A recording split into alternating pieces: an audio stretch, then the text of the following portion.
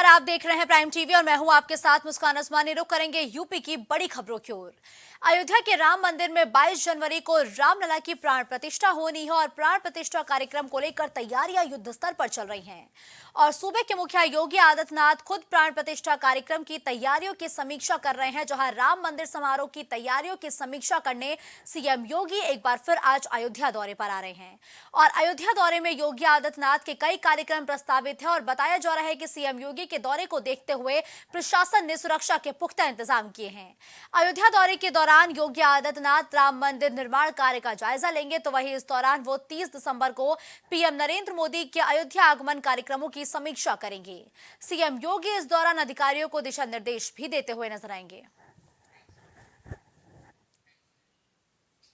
UP समेत पूरे उत्तर भारत में इन दिनों कड़ाके की ठंड के साथ जबरदस्त घने कोहरे ने लोगों की परेशानियों को बढ़ा दिया है। सुबह और शाम घना कोहरा देखने को मिल रहा है, तो वहीं मौसम विभाग ने अगले 3-4 दिनों तक सुबह और शाम को घना कोहरा छाए रहने की चेतावनी जारी की है।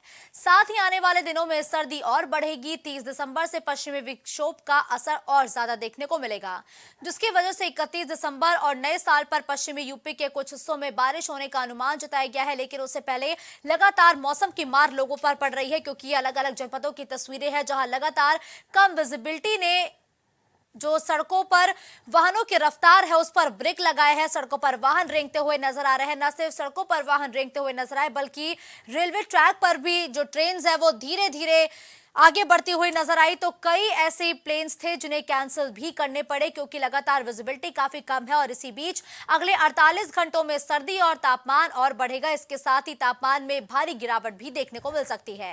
हालांकि न्यूनतम तापमान में कोई बड़ा बदलाव नहीं देखने को मिल रहा है। सर्द हवाओं के चलते बीते कई दिनों से कोहरे का प्रकोप देखने को मिल रहा है, जिस वजह से जनजीवन अस्त व्यस्त है। हम इस समय खड़े हैं कानपुर दिल्ली हाईवे पर। हम आपको दिखाते हैं कि किस प्रकार से वाहन अपनी रफ्तार धीमे करते हुए चल रहे हैं। कोहरे के चलते हाईवे पर चलने वाले वाहनों की रफ्तार थम सी गई है। बता दें कि कानपुर दिल्ली हाईवे रूट जो सबसे व्यस्त माना जाता है, वह भी कोयले के चलते सन्नाटा पसरा हुआ है। और जो भी वाहन चल रहे हैं वो भी वाहन चालक कोहरे को देखते हुए अपने अपने वाहन की लाइट जलाकर चल रहे हैं, ताकि वाहन चलाने में समस्या ना हो सके। प्रशासन द्वारा भी कोहरे को देखते हुए निर्देश जारी किए गए हैं, ताकि जरूरत पड़ने पर घर से बाहर निकले, अन्यथा घर पर ही रहें, क्योंकि लगातार बढ़ती ठंड और कोहरे ने लोगों की मुसीबतें बढ़ा रखी हैं। Puneet Mishra, Kanpur Dehat, prime TV.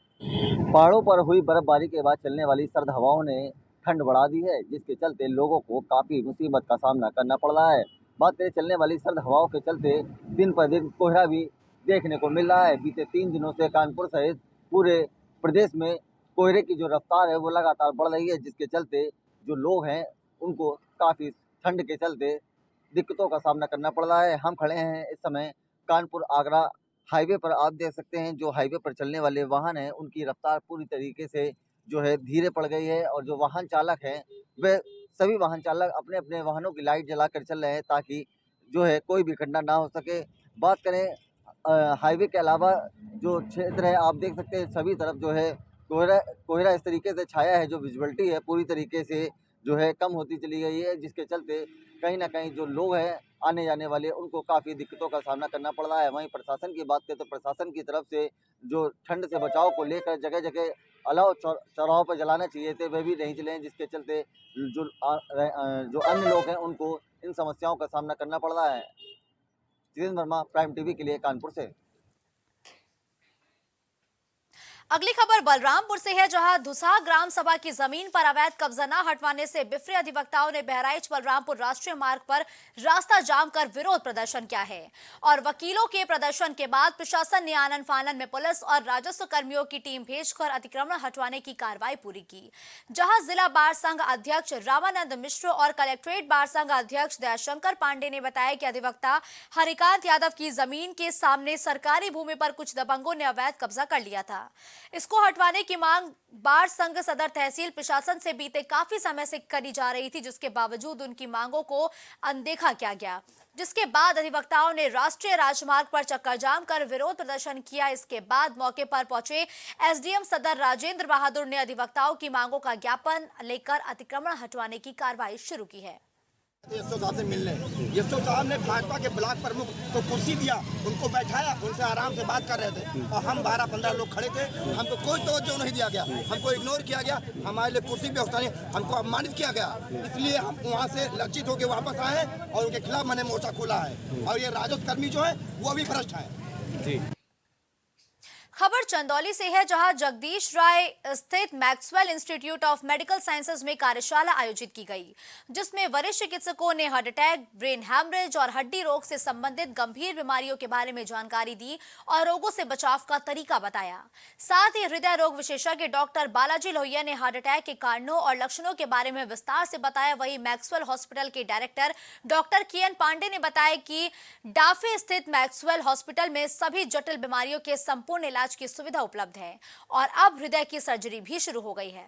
देखिए, मीटिंग का मतलब होता है कि आज एक सीएमई थी जो कंटिन्यू मेडिकल एजुकेशन के तौर पे जो सुपर स्पेशलिटी के डॉक्टर होते हैं वो चिकित्सकों को कुछ न कुछ नई बातें, नई खोज, नई चीज़ें बताते रहते हैं। उसी के संबंध में मैक्सवेल हॉस्पिटल वाराणसी की आज एक सीएमई रखी गई थी चंदौली मुखिया पर मैक्सवेल कॉलेज के इस मल्टीपर्पज़ हॉल में प्रांगण में, जहाँ पे कार्डियोलॉजिस्ट विभाग के डॉक्टर बालाजी लोहिया सर ने बताया किस तरह से पेशेंट को क्या क्या लक्षण हो सकते हैं हार्ट अटैक के, उनसे कैसे बचाव करना है और उसके बाद जब हार्ट अटैक हो जाए तो पहचान करके उनका कैसे सिर्फ 2-3 रुपये के टैबलेट से इस तरह से उनको राहत देना है और ज़रूरत पड़ने पर उनको किस तरह से उनको फिर सही हॉस्पिटल तक उनको पहुँचा। बलिया में बदमाश किस कदर मनबड़ हो गए हैं, इसकी बानगी देखने को मिली है। बदमाशों ने दिन दहाड़े चाकू की नोक पर स्कूली बच्चे के अपहरण करने का प्रयास किया और बताया जा रहा है कि बच्चा स्कूल से छुट्टी होने पर अपने घर जा रहा था, तभी गाड़ी सवार बदमाश उसे उठा ले गए। बाद में स्कूल से कुछ दूरी पर बच्चे को बेहोशी की हालत में छोड़कर बदमाश फरार हो गए। फिलहाल बच्चे का इलाज जिला अस्पताल में चल रहा है। सर, थाना सुखपुरा अंतर्गत क्या मामला है सर? थाना सुखपुरा के बेरवर बरी क्षेत्र से एक स्कूली बच्चे की मिलने की सूचना प्राप्त हुई थी। सूचना मिलते ही तत्काल प्रभारी निरीक्षक सुखपुरा वहाँ मौके पर पहुंचे और बच्चे को जिला अस्पताल लाए। डॉक्टर द्वारा उसकी जांच करके बताया गया कि बच्चा पूर्ण रूप से स्वस्थ है। बच्चे के परिजनों द्वारा 2 चीज़ें बताई जा रही हैं, उनकी जाँच करी जा रही है। जाँचोपरांत जो तथ्य सामने आएंगे उसके अनुसार कार्रवाई अमल में लाई जाएगी। अगली खबर गाजियाबाद से है, जहां नंदग्राम थाना की पुलिस पर पैसे लेकर ससुराल पक्ष पर कार्रवाई नहीं करने पर रेप पीड़िता ने डीएम से मदद की गुहार लगाई है। बताया जा रहा है कि गाजियाबाद के थाना नंदग्राम पर एक महिला ने अपने ही ससुर पर रेप करने और मारपीट करने का आरोप लगाया और महिला ने डीएम से इस संबंध में शिकायत की है, जिसके बाद पीड़िता जब गवाही देने गई तो पीड़िता पर ससुराल पक्ष ने जानलेवा हमला किया है, जिसमें थाना ग्राम में मुकदमा दर्ज है, लेकिन अभी तक दोषियों के खिलाफ कोई कार्रवाई नहीं की गई है। फिलहाल महिला ने डीएम राकेश कुमार से मदद की गुहार लगाई है। जो हस्बैंड है वो बहुत ज़्यादा ड्रिंक करते हैं जी। और वो ज़्यादातर ही मेरे जो सास ससुर है उन्हें ज़्यादातर सेंटर ही रखते हैं, नशा मुक्ति केंद्र जी। और सर अब 4 साल हो गए हैं जिससे वो उन्हें सेंटर रखते हैं और बार बार मेरा रेप होता है, उस मेरे ससुर करते हैं। और उसमें सर बार बार यही धमकियाँ दी जाती है कि अगर वो उन्हें किसी को बताया तो मैं घर से निकाल दूंगा। सर अभी मैंने 2022 में बहुत हिम्मत करके अपने रिलेटिव है, मेरी मामी है, मैंने उनसे ये सब बातें शेयर की और उन्होंने मुझे थोड़ी हिम्मत दी और जब मैं यहाँ पहुँची थाने तक मैंने इनकी कंप्लेन की जी। सर पुलिस ने कुछ नहीं किया उसमें भी। तो अभी आपको क्या समस्या आ रही है? सर अब मुझे केस वापस लेने के लिए बार बार धमकियाँ दी जा रही हैं कि केस वापस ले और घर से बाहर निकालने की, और कभी घर से ताला लगाया जाता है गेट के बाहर, मुझे और मेरे बच्चों को बार बार बंद किया जा रहा है अंदर केस वापस लेने के लिए, जिसमें मेरे पति 3-4 बार मेरे साथ मार पिटाई भी कर चुके हैं। उन पे भी 307 लगी हुई, उसके बाद भी पुलिस ने कुछ नहीं किया, उन्हें अरेस्ट भी नहीं किया 307 लगने के बाद भी। एक भी बार जेल नहीं गए? नहीं जी, एक भी बार जेल नहीं गए हैं। और ससुर पर रेप केस और पति पर 307 है, इतना सब कुछ होने के बाद भी बार बार मुझे घर के बाहर धमकियाँ दी जाती हैं और मुझे टॉर्चर किया जा रहा है। नोएडा में प्राधिकरण के दफ्तर पर चल रहे विरोध प्रदर्शन में किसान नेता सुखबीर खलीफा के आह्वान पर किसानों ने गांव-गांव में कैंडल मार्च निकालकर गांव वालों से समर्थन मांगा है। जहां किसानों के कैंडल मार्च में बच्चे, बुजुर्ग, महिलाएं भी काफी संख्या में मौजूद रहीं।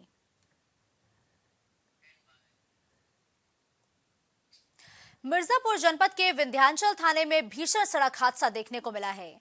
बताया जा रहा है कि जिगना थाना अंतर्गत एक बाइक को ट्रक ने टक्कर मार दी है, जिसमें बाइक सवार युवक की मौके पर मौत हो गई है।